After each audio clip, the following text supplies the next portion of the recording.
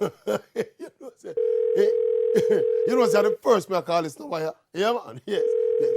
Me I wonder if I write number then give me. Eh? Oh, hello. Is this the Cricket West Indies president, Mr. Ricky Skerritt? Yes, sir. I'm calling, yes, sir. I am the Maverick Oral Tracy, calling you from Jamaica. Yes. Same one, sir. Yeah? Yes, I'm against you. No, sir, not like that. I just call a spade a spade. Yes.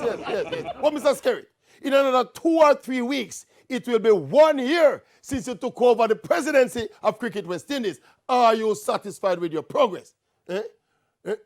No, sir, we're not on air, man. We're in the studio, but we're in the studio but the camera turn off. See that camera turn off. Yeah. What is that, sir? It's work in progress. Yeah?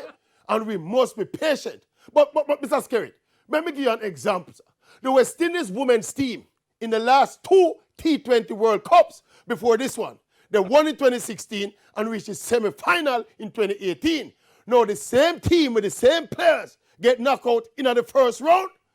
Unfortunate, Mr. Skerritt. Now, what about the men's team? Blackwash in Sri Lanka?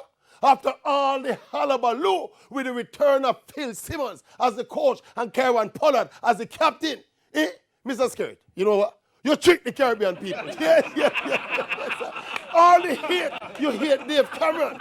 West Indies won 3 World Cups in 1 year under Dave Cameron tenure. Yes, no, sir. This is not a Jamaican thing. It's Fox me a talk. You have to go now. You know yeah, but before you go, Mr. Skerritt, I put it to you that so far you have been a worse president than Dave Cameron. Mr. Skerritt. Mr. Skerritt.